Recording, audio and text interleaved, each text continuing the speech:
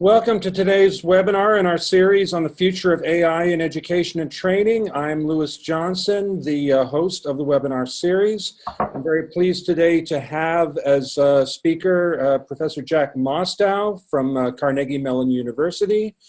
Jack has been working for a number of years in creating AI-driven tools for learners, particularly in the area of literacy.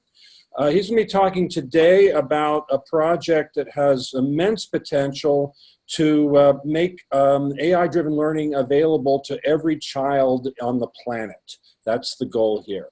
So, Jack, we're really looking forward to your presentation.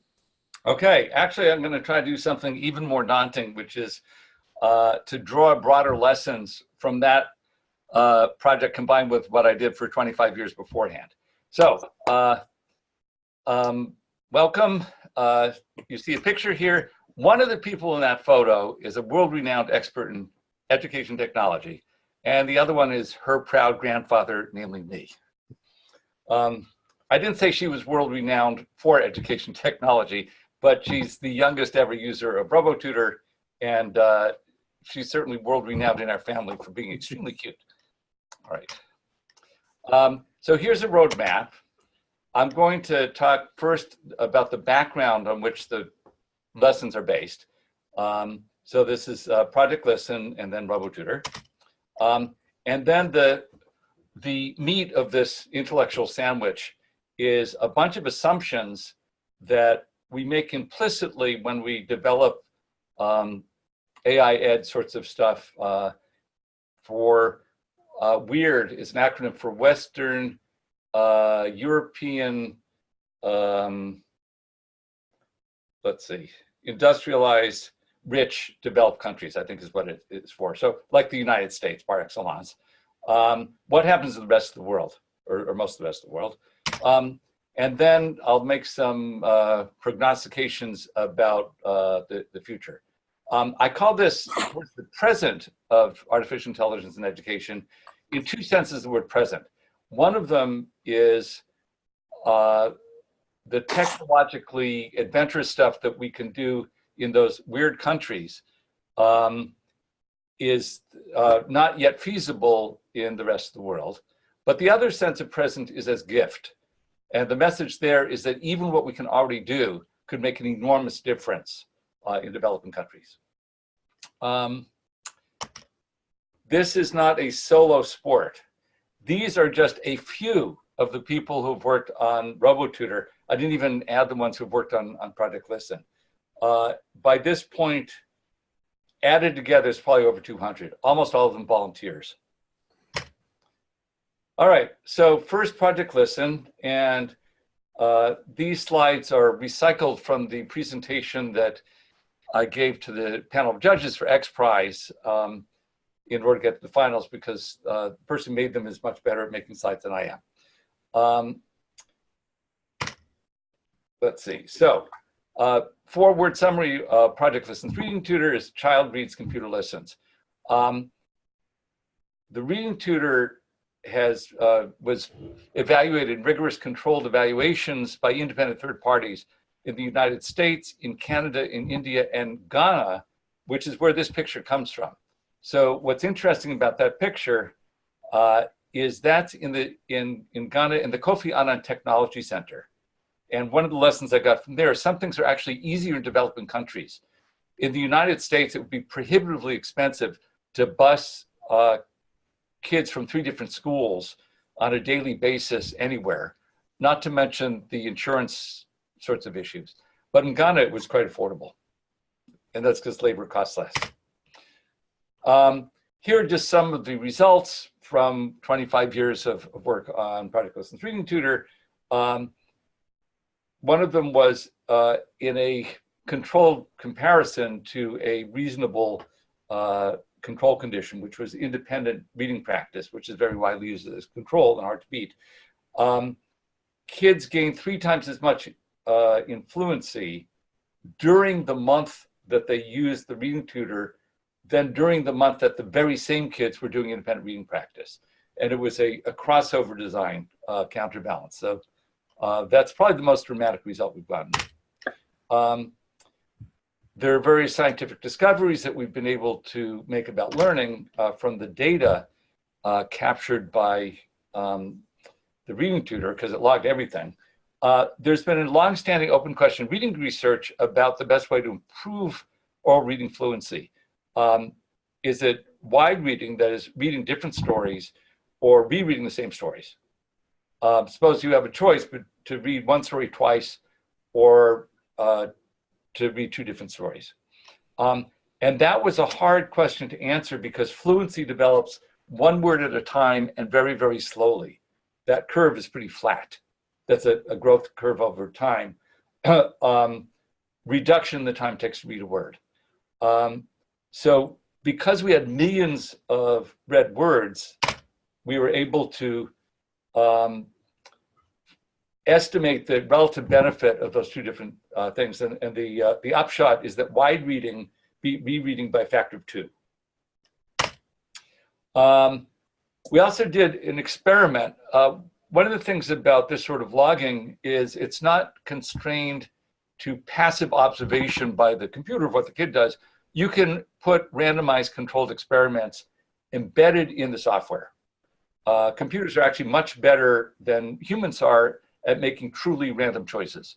So we wanted to know, given there were about a dozen types of help that the reading tutor could give on a hard word, does it make a difference in terms of the likelihood that the next time the kid sees the word, they will read it fluently?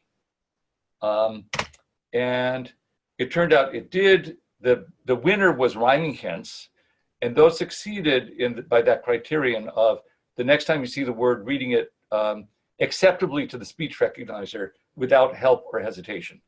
So rhyming hints succeeded 25% more often than the worst one. And the way we did that is we had 200,000 controlled trials in which the reading tutor randomly chose what type of help to give. Can you do better than that? Yes. A visitor, a student visiting from France, applied machine learning to the very same data and was able to show that if you make individualized decisions about what kind of help to give what kind of student, according to the simulation analysis of the data, you could actually do even better. All right, so that was the whirlwind tour of Project Listen. My wife listened to this talk yesterday and said, I need to explain what the connection is. RoboTutor is the successor to the reading tutor. It adds math and writing. In fact, the reading tutor component of RoboTutor is a streamlined descendant of Project Listen's reading tutor. So let me explain now what the Global Learning XPRIZE is.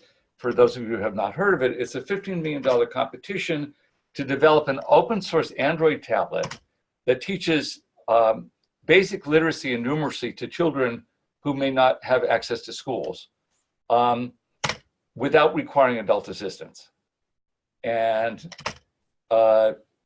in 2015, 198 teams from 40 countries entered by a series of stages. It was winnowed down to 5 finalists who had submitted complete versions in English and Swahili as required, and 5 finalists, each won $1 million. RoboTutor was one of the 5 finalists. Next, XPRIZE ran a massive controlled study with thousands of kids in 168 villages in Tanzania. It pre-tested kids on a whole battery of measures of reading, writing, and numeracy. So it had to send an army of Swahili-speaking educational testers to these remote villages to do it. And just last week, they started the end line, the post-testing. So that's going on right now as we speak. And whichever app gets the highest total learning gains from pre-test to post-test, counting reading 60%, writing 10%, and numeracy 30%, will win the grand prize of $10 million. Elon Musk put up the $15 million prize money. That award will be announced on May 14th or 15th in Los Angeles at Google's Playa Vista campus. That was just announced a couple of days ago. And which of those it will be will depend on which day Elon Musk can make it. So, essentials of RoboTutor.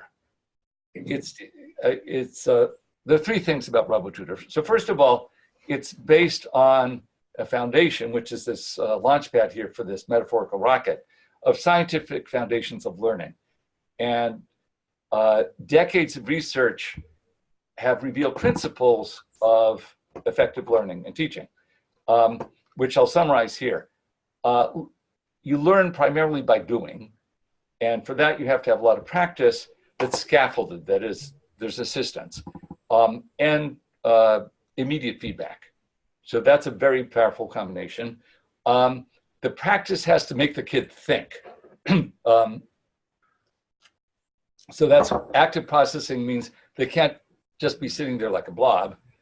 So the activities have to somehow get the kid to think. And there's adapting to the individual student can make progress much faster than otherwise. So the kid can concentrate on learning the things that they don't already know and get more practice on the places where they need help. The second of the three things is advanced technologies that power the metaphorical rocket. In the case of RoboTutor, speech and writing recognition are examples of those technologies. Also, automated generation comprehension questions. And of course, educational data mining to make sense of this exhaust stream, as it's called, of data. Now, we know that the learning principles, like the ones I mentioned, point in a good general direction, but they're not specific enough to fully determine a successful design. You have to do trial and error. As Ken Kettiger, who's a leader in this area, says, you have to do science to make this work. You have to do experiments, find out what works and what doesn't. It also has to be grounded in the cultural context in which kids will be using the software. So as early as possible, we, and here I actually mean my colleague Amy Ogun, went to Tanzania to kid test the very first prototypes of RoboTutor and learned tremendous amounts by doing that you could not have learned here. Besides that on-site observation, which is priceless, there's remote automated logging. So RoboTutor logs its interactions with students down to sub-second levels, every action the student does. And finally, there's embedded experiments like the ones that I mentioned before in the context of Project Lessons Reading Tutor. And if we can have an adequately powered rocket and steer it accurately enough, then we can reach the goal eventually of global literacy and numeracy, which is a step towards a technology-enabled world-class education for every child on the planet, which is the vision of the founder of XPRIZE Foundation, Peter Diamandis. He's the visionary. All right, so here's a one-slide summary of RoboTutor. And I will show you a video clip of a kid using RoboTutor in a moment, but first I want to give you an overview. The key idea here is that it delivers thousands of different activities by combining different types of content, literacy and numeracy, at different difficulty levels with different types of activities indicated by the little screenshots here. Each of these things is a different type of activity. RoboTutor offers a very simple menu of activities at the kid's current level. Basically, they get to choose this, which is going to be some sort of writing activity, this, which is a balloon popping activity, or just redoing the thing they did before, or they can stop using RoboTutor. So the kid chooses it, they start doing that activity, they either complete it or they back out of it and get this menu again. And that continues, each time they do an activity, RoboTutor adjusts its estimate of their level based on how well they did, and that cycle continues until they eventually leave. So here's a 41-second clip of a girl using RoboTutor when we visited one of our beta sites in Bagamoyo. The teams, by the way, are not allowed in the region of Tanzania where the controlled study is taking place, because they have to keep it absolutely independent and pure. The reason I chose this one is it illustrates several different elements of RoboTutor. I will tell you about them beforehand so you can try to look out for them. What you'll see is the girl playing the math game, clapping when she finishes, tapping this back button here to exit. RoboTutor at that point crashes, but you'll see how quickly she recovers. And then you will see her log in using the mechanism that we put in to enable kids to share tablets, but have it keep track of their individual profiles so that it can adapt to the individual student. So enjoy.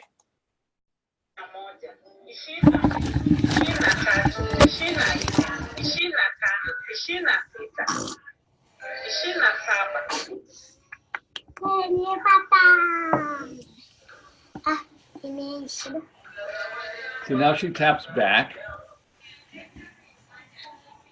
RoboTutor crashed. This is the login mechanism. She sees her picture.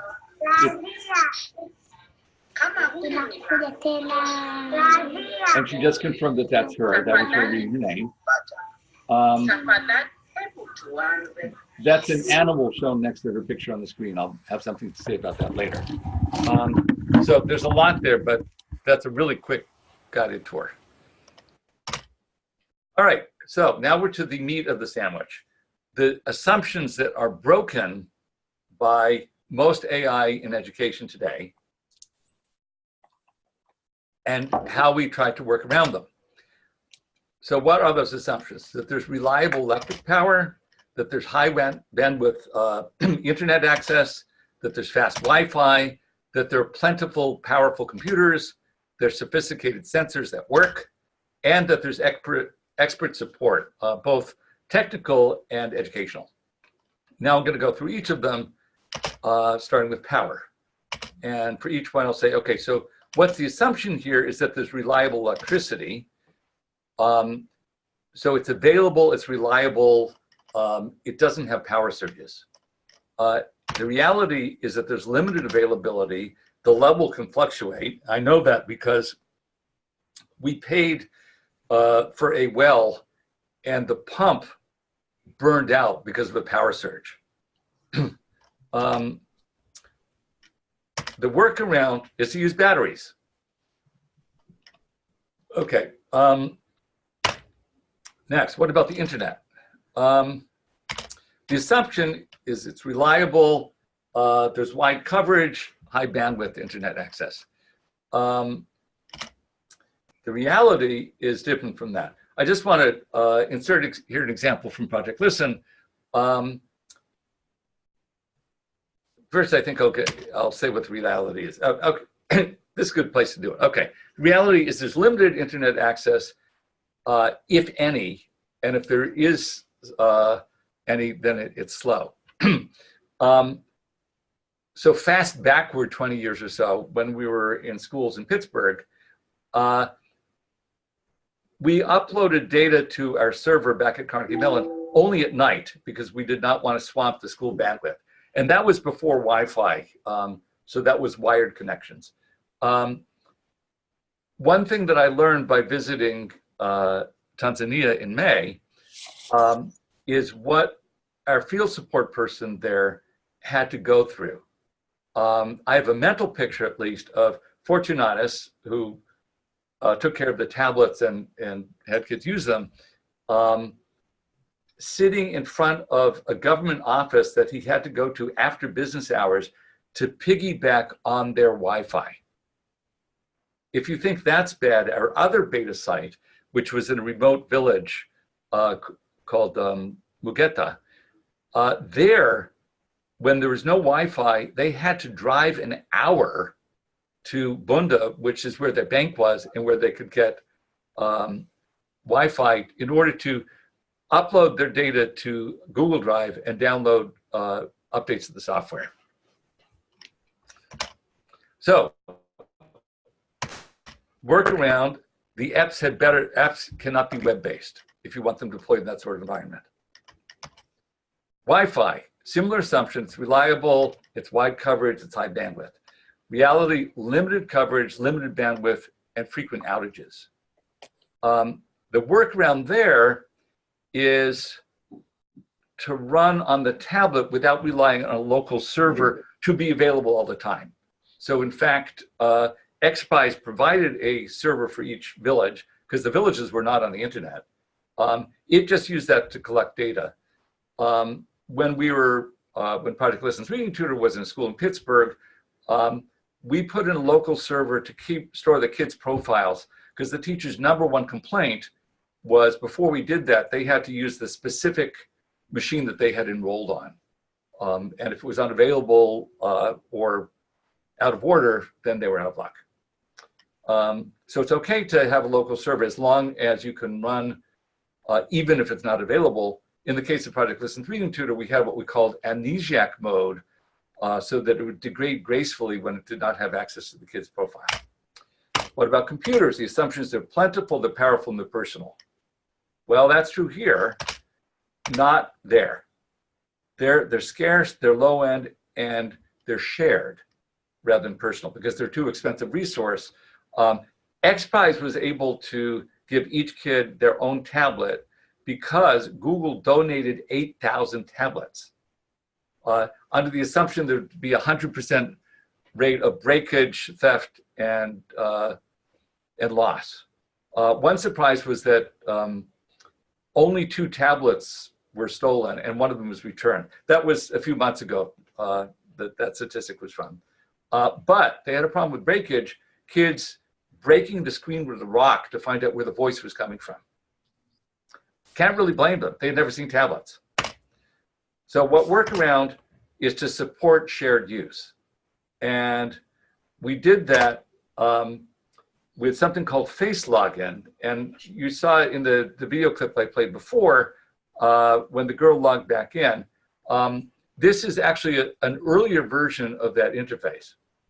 So these are kids who have enrolled, and to enroll, they just have to push a record button, and it's all the actions are prompted by voice prompts, of course, in Swahili, and say they're prompted to say their name, and now they have a 3-second selfie video and picture that goes here, and then to log in, they just tap on the picture. They're prompted, if you see your picture, tap on it, and then it plays the 3-second name narration clip and says, if this is you, tap here. That's the confirmation part. Well, we thought this was going to work, and it did, but on-site observation in this little village of Mugeta uncovered some really interesting usability problems. First of all, one of them is illustrated here. It's hard to tell who this person is because it's not very well lit. Well, the kids are not trained photographers. There was a lot of backlighting of pictures and things where you just couldn't tell who it is. Secondly, it prompts kids to say their name, but when these kids are around adults, they're very shy, and a lot of those recordings were silent or inaudible. My favorite, though, I love telling this story, is they love taking selfies so much that they kept re-enrolling. So instead of having one profile per kid showing, reflecting what they'd done over time, they kept having new profiles, which totally defeated the purpose of adapting to the individual student. So we thought, and to solve that last problem, we redesigned it so the kid could take a selfie even if they were already enrolled. It wouldn't re-enroll them. They could just take selfies to their heart's content. We solved the unrecognizable photo problem by displaying an animal picture next to each kid. And they were prompted when they first enrolled to pick their animal. So we couldn't control the quality of their photo. We could control the quality of the animal photo so that they could have a recognizable stimulus. So that enabled kids to share tablets while keeping individual profiles. The XPRIZE site version did not need to do that. So we didn't use face login at those sites. The kids can enroll without adult assistance, and the login is even easier. And you saw in just a couple of seconds that girl log in the video I showed before. What about sensors? Well, the assumptions is they're reliable. You have sensors for lots of different modalities, and they're accurate. And they're working in a controlled environment. What's the reality? They're unreliable. There are few modalities, and they're not all that accurate. And the environment is noisy. To illustrate what happens when you have a sensor in a noisy environment, I'm going to play a video, not from RoboTutor, but probably by this point, literally decades ago, from Project Listen's reading tutor in a school. The kid you will see is, here's the, before I start the video, this is Project Listen's reading tutor, and the kid has a close talking headset mic. They're cheap enough to be disposable in this country. And when they read aloud, and the reading tutor used speech recognition to listen to them read aloud. Our speech recognition expert saw this video, and when he saw the video, he was amazed that speech recognition worked at all, let alone as well as it did. And let's see why.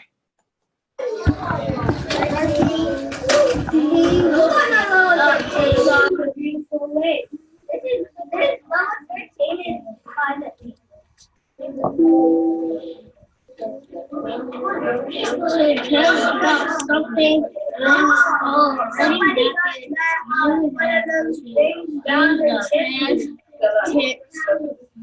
the verb. The past tense of a verb is easily formed by adding and changing to the ending of the mouse, the frog, and the hawk. Who made it? Come on. Get the kick out. Leave her alone.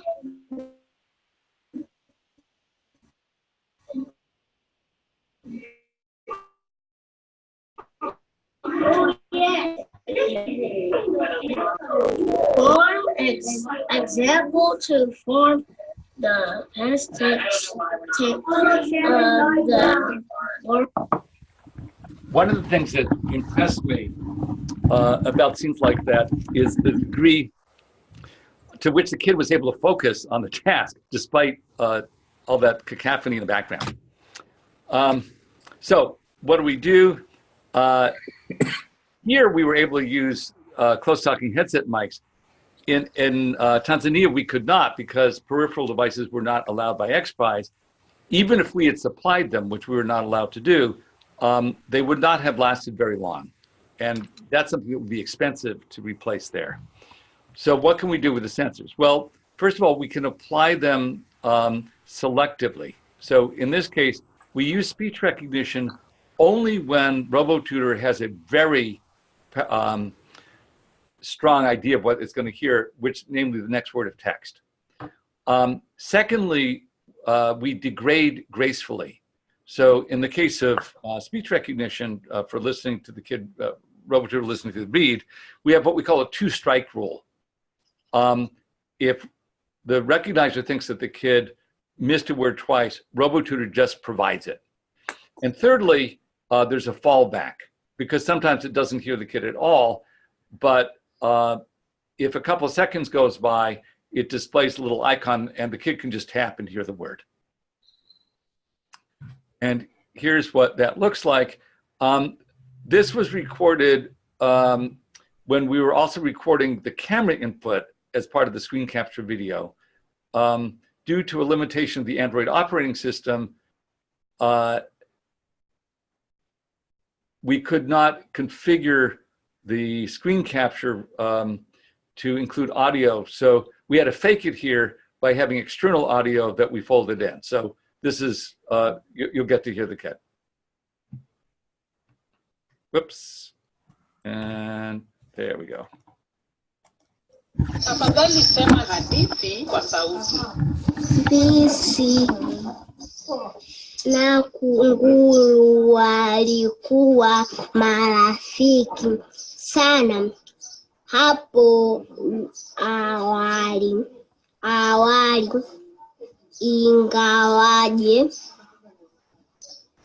ingawaje tabia zao zilikuwa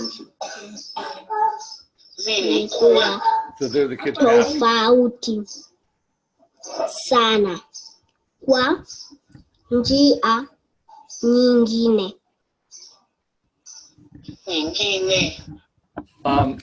A kid Fisi is, na kunguru walikuwa marafiki sana hapo awali, ingawaje tabia zao zilikuwa tofauti sana kwa njia nyingine. the reason to play that very expressive human narration by our Swahili expert, Dr. Leonora Kibuva from University of Pittsburgh, who comes from Kenya, is to scaffold comprehension, because a kid who reads as disfluently as you saw that kid read doesn't have the cognitive headroom left over for the mental processes required to comprehend what they're reading. All right, what about support? Well, we assume that there's available expert assistance, both technical and educational, and also assessment by human teachers. What's the reality? Both types of support are scarce or absent. If they're there, it's not an expert. It may not even be somebody who can read. The teachers in a lot of developing countries, they're overburdened. Sometimes they have as many as 400 kids in a class, 200 kids in a class. They're not well trained. They're often absent because they are not consistently paid, or in the case of remote villages, there simply may be no school and no teachers. And driving to school is not an option. People in most of Tanzania get around by walking because they don't have cars. And even if they did, they would be useless in the rainy season. I can personally testify that because I've seen what roads look like in the rainy season. So the workaround is RoboTutor uses, has to explain what to do itself. Cannot rely on somebody else being there to explain it. It uses spoken prompts for what to do, and it uses what we call RoboFinger to take the place of somebody pointing to something on a screen. There are some things that, to explain them, you have to be outside of the tutor itself, like showing how to tap on a tablet, which it turned out in our, that was one of the findings from our very first kid type testing prototypes. The kids had never seen a tablet. They didn't know how to tap. None of us were born knowing how to tap either. So RoboTutor had to show them how you tap gently with one finger, not pressing down with all your force and your whole hand, and not resting your palms on the sides of the touch sensitive screen. So when we had things to explain that were external, we used videos. That demonstrated how to use RoboTutor, because one of the other findings was that at first, kids could use RoboTutor, but somebody had to take them by the hand and show them how. We were not going to be able to do that at the XPRIZE sites, so instead we use these little training videos. Also, we don't have a human to do assessment, so assessment and promotion, and assessment for the purposes of placement, figuring out where to start the kid, and when to promote the kid are both automated in RoboTutor. This is Filippo Lubua, who is from Tanzania. And here, this is his, the video that the kids will see on RoboTutor. It may be a little confusing because you'll also see RoboTutor playing some video on it. As part of blocking. If you've ever used RoboTutor, tap here. This is RoboTutor. If you see your picture, please tap on it.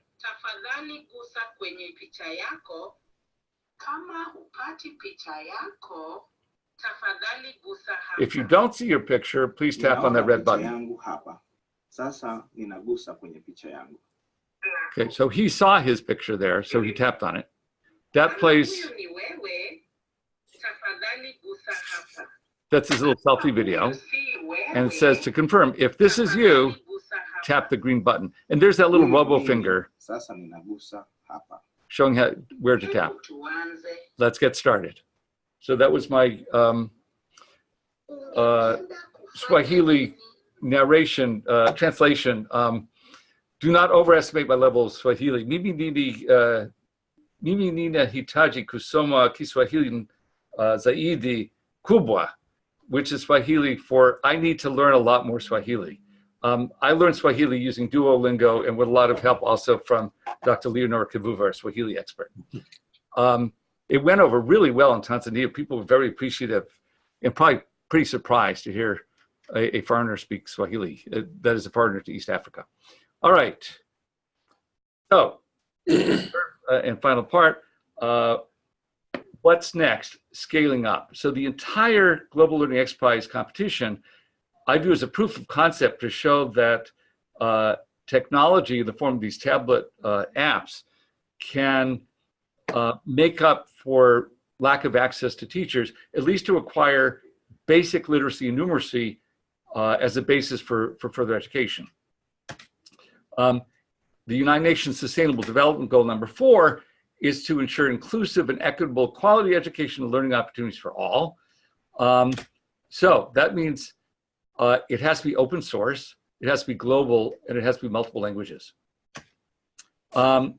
XPRIZE has been thinking deeply and encouraging the teams to think deeply about scalability and has identified 4 dimensions of scalability. I'll just name them here and then I'll have a slide on each one. Data, localization, hardware, and delivery. And now let's see what we mean by that.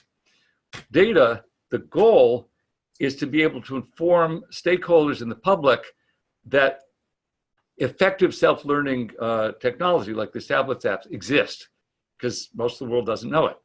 And also they have to be persuaded. So we need evidence that it's effective. Measurable outcomes for data is that 100,000 people signed this thing that somebody put up, a global pledge for universal access to quality learning, to build some political support for that goal of a world-class education for every child on the planet. And that the database that comes out of all this data actually gets used by 10,000 people. What are opportunities for AI in this picture? Well, one of them is with all this log data, and automated tutors could log stuff out the wazoo. How do you organize it and how do you analyze it? So there's a whole area of educational data mining that Louis and I and many other people have worked in. And here's a particular challenge that may not seem obvious at first blush. There's the data that's logged automatically, and there's external qualitative data that's collected by humans. Matching them up to figure out which user's data, which user corresponds to which child whose name is on some human written form, is not at all trivial. As we discovered, again, decades ago with Project Listen Reading Tutor, we did studies administering paper tests to see what kids were learning, matching the names on the test to the IDs in the software, even though we actually have the kids' names in the software, turned out to be a real headache. Localization, it's important to adapt learning software to be relevant to the context in which each child is living, including their culture. So localizing is a whole lot more than translating. If we had an English version of Project Listen Reading Tutor, of RoboTutor, which we do, we could not simply translate the American stories into Swahili. They would be full of things that the kids had never seen before, and probably vice versa. So localizing to the culture requires a lot of expertise and thought and work. Measurable outcome, localize these apps in 30 languages in the 30 countries that have the highest illiteracy. Very ambitious. What are some AI challenges? One of them is, one way to scale is to enable non-experts to create content locally. And by non-experts, I mean people without a PhD in computer science or in education, something that's as easy to use for authoring as it is for kids to use for reading. There's this nice quote, sorry that I don't know who it was that said it, but it sounds right. If people are learning digitally, it doesn't make sense for them to be tested on paper. So that's why we have automated assessment, or digital assessment as they call it here. We do paper tests just to verify that what kids learn in RoboTutor is in fact transferring outside of RoboTutor, because there are all too many stories of educational software where kids learn how to perform really well within software, but it doesn't help them at all on other tasks outside the software. What about hardware? The goal is a device that's affordable, can stand up to difficult environments, dust, water, extreme weather, can charge itself. So I suppose that might mean a solar charge, or maybe, I don't know. And it has to be connected somehow in order to obtain new apps and updates, and also to send back data that can be used to improve the apps. Measurable outcome, something that costs less than $10. That may seem strange today, but Moore's law, which predicts that computers will double in power and have in price every 2 years, at least one of those two things, means that it will not take that long before even the devices that we were using that cost $600 when we started and cost less than $100 by the time we ended, it will not take that long to get under $10. Technology challenge, and I say technology challenge because it's not just AI, more generally, how can you open source the hardware design and the prototyping process? What about delivery? Well, the goal is to reach children anywhere, even if where they are is remote, rugged terrain, or war-torn. Measurable outcome, deliver this technology to 100 million children. The XPRIZE Global Learning Competition had a few thousand kids. So this is scaling up by several orders of magnitude. It's bold, but it's important. AI challenges, once the software is deployed, how do you adapt it? And how do you update it? How do you collect data from scattered locations? So I wanted to close by telling you the project that we're starting to work on now is a follow-on to the XPRIZE. And the prediction I wanted to make is that cell phones are going to be a major player as a platform. This is not a particularly original observation. What I noticed when I was in Tanzania is, even though it's a very local retail economy, as you can see by all these little stands, cell phones are all over the place. That, I believe, is a cell phone. Duka is a store. I believe that's a cell phone store. Biwa is a brand. Tigo is a brand. So if I was going to take one picture, I'll tell you the picture of Tanzania that I did not get. But if I wanted a single picture, it would be a woman dressed in elegant, colorful robe, because they're the clothing there is just very colorful, walking along a long road, because that's how people get around, carrying a burden on her head, and talking on her cell phone. I'm pretty sure I saw all of those pieces, maybe not all at the same time. That's the picture that got away. I took thousands of pictures, but that's the one that's really in my head. And that to me is emblematic of the future of Tanzania, because I think that the cell phone is going to revolutionize the economy of the country, and perhaps education as well. Of course, small screen size can be a problem for displaying text. So there are problems to be solved. All right, so what about Zambia? Hungry children don't learn. But if you feed them, they will come. So this pilot is a unique partnership between Carnegie Mellon, which is going to adapt RoboTutor for Zambia, where luckily for us, the official language of Zambia, it has multiple languages. The official language is British English, but pronounced with an African accent.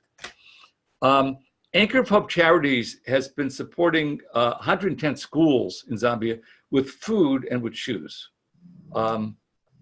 And from my point of view, that's a functional replacement for what the XPRIZE Foundation did by taking care of all of the logistics of supporting 5 apps split among 168 different villages that are very hard to get to and virtually impossible when the roads are impassable in rainy season. Rise Against Hunger produces nutritious meals for the purpose of sending to programs like that.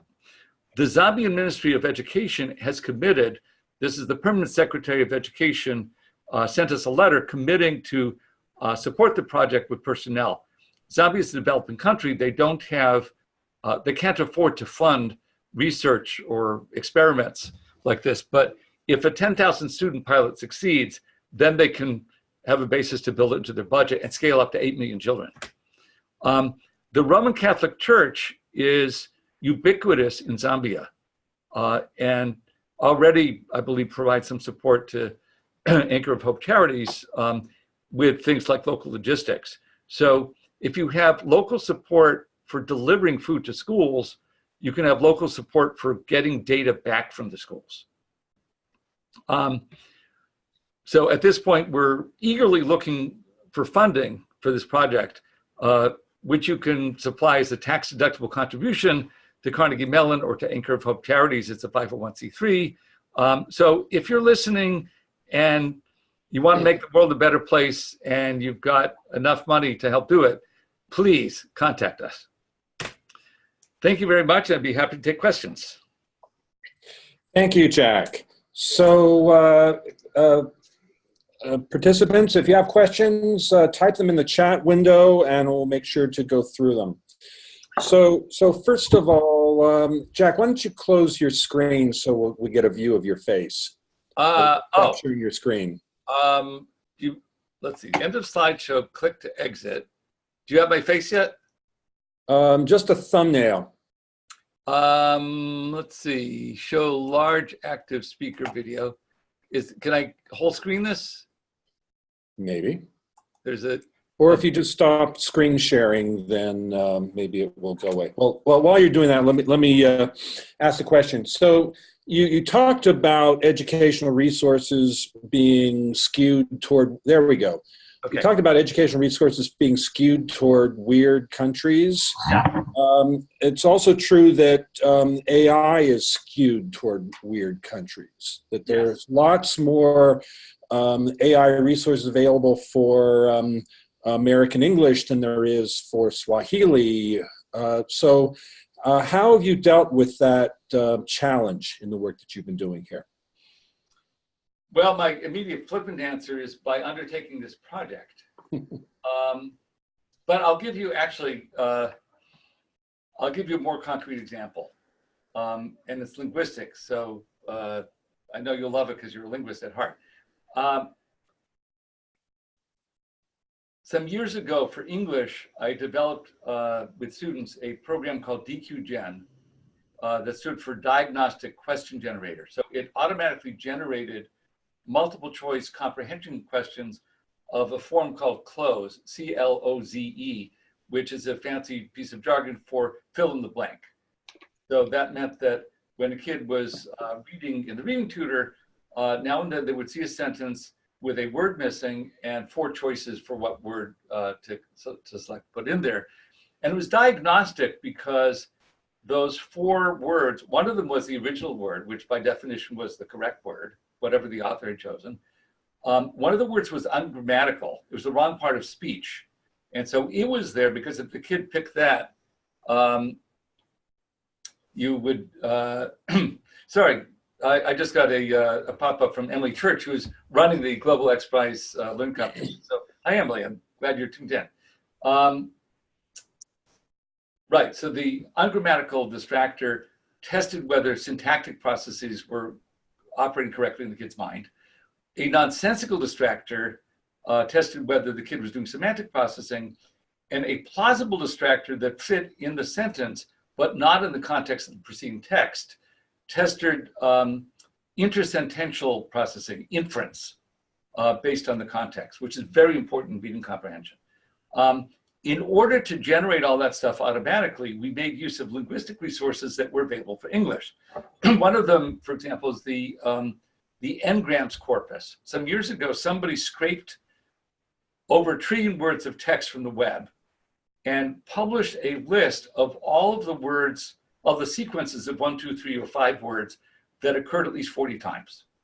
So at least one of those lists is 1 billion long, but that's feasible these days, and made it publicly available.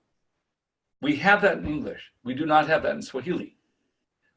DQGen used that resource to make judgments like, is this word, is it nonsensical in particular context? And we operationalize that as, if that sequence of 5 words never occurred in that corpus, there's a really good chance that it doesn't make any sense. It's not perfect, it's heuristic. And my definition for heuristic is something that doesn't always work. In Swahili, we had parts of speech. There's a Swahili dictionary, and there was a word frequency list. There was nothing like Google Ngrams, but Swahili has a different linguistic property that we were able to use to generate, again, heuristically, nonsensical distractors in a different way. Swahili has something called noun classes. There's about 20 of them, and they're marked by the prefix of the word. So simply by picking a word that was in a different noun class, we could at least hope that it would not make sense in context. Again, heuristic. So there was an article a couple weeks ago in The Economist talking about challenges for global education. And one big problem is that a lot of students around the world are taught in English or French, which is not their native language, and that holds them back. And I'm wondering, that might be a potential issue for your Zambia pilot, where a very small percentage of Zambians are native speakers of English. What are your thoughts about that? My first thought is to thank you for taking this project that obviously was way too easy and making it harder. I do have that's what we do, Jack, right? Make it. Well, that's, by we, you mean that's what you and I do to each other. Well, we are old friends. Right. So we're not that old, but we're old friends. That phenomenon, first of all, is not entirely alien to the United States. So right. The whole literature of bilingual education, the upshot of which is, turned out that bilingual education benefits both native English speakers and native Spanish speakers. But in other countries that have, for example, in Tanzania, older grades are taught in English, younger grades are taught in Swahili. And that transition is a real problem. I don't know that there's a panacea for it, but perhaps having help in the native language might be an obvious sort of place to start. Okay. Looking ahead and looking at how AI is developing, what do you think, what do you see as advances in AI that are going to make this kind of work easier in the future? What are things that you imagine will be doable 5 years from now that are a challenge presently? Since I think that question came from Emily Church. It did. Yes. So, and the answer to that is whatever the XPRIZE Foundation can find to fund next.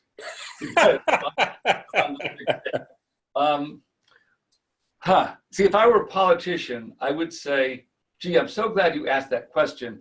And meanwhile, I'd be thinking about what answer to give. But I wasn't. So let's see, what advances will AI make? Well, okay, here's one. Advances in computer vision.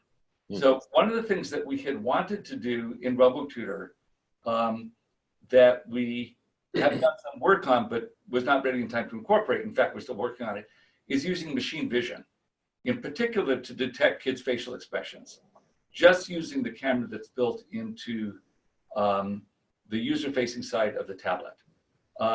Now, some of the challenges that we ran into there, I actually, when I was in Tanzania, collected some video for my, Amo Gupta is a student who just finished a year-long visit to work on that problem. And the lighting conditions are uncontrolled. So there's a lot of, pardon the expression, crappy quality video that I brought back. And the algorithms for recognizing facial expressions, unsurprisingly, do very poorly on it. One of the things we actually thought about was if you could detect poor lighting conditions, like backlighting, and prompt the kid to go turn around and face in the other direction, then you might be able to get some help in that sense. But figuring out how to make facial expression recognition work robustly in concert with the user is one thing that might help, because then we would have, like Beverly Wolf's work, an additional window into the kid's emotional state, which can be at least as important to effective tutoring as their cognitive state, because engagement is so important. So looking ahead, I mean, it's great that you're getting the support from XPRIZE, but the question is how to make it sustainable. But Louis, please go ahead. I should be so lucky. When you said getting support from XPRIZE, many people thought that XPRIZE was a grant. It isn't. It was an incentive program. So yes, we did get $1 million finalist award. We spent it all on this project.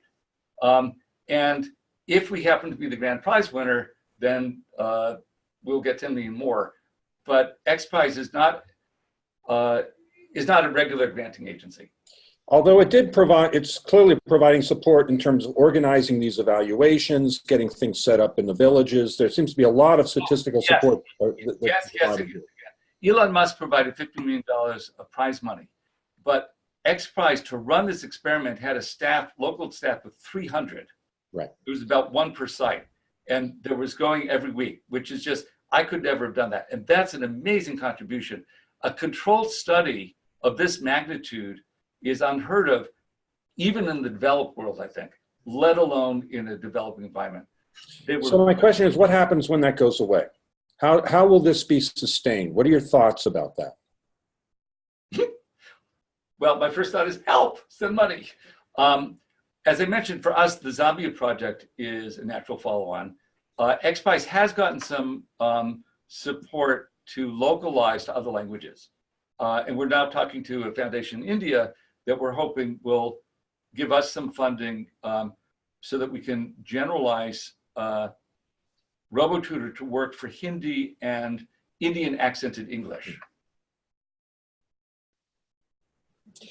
What do you see as a future role, if any, for teachers in this program? That is such a good question. To quote Mark Twain, I was gratified to be able to answer immediately. I said, I don't know. There are also, I can tell you, challenges. For example, if you have hundreds of kids in a school and the school is holding onto the tablets and has to distribute them every day, you've got a logistical challenge. One nice thing about XPRIZE is they were able to give each kid a tablet to keep for themselves. If you can't afford to do that and kids have to share tablets, you just impose some severe logistical constraints. In terms of instructional constraints, this again is a lesson from Project Lessons Reading Tutor. The teacher, I have a quote from one teacher, was used to whole group instruction. So the entire first semester, she really did not want kids using Project Lessons Reading Tutor in a classroom. It took her that long to do a turnaround to decide that it was actually worth some disruption to the classroom,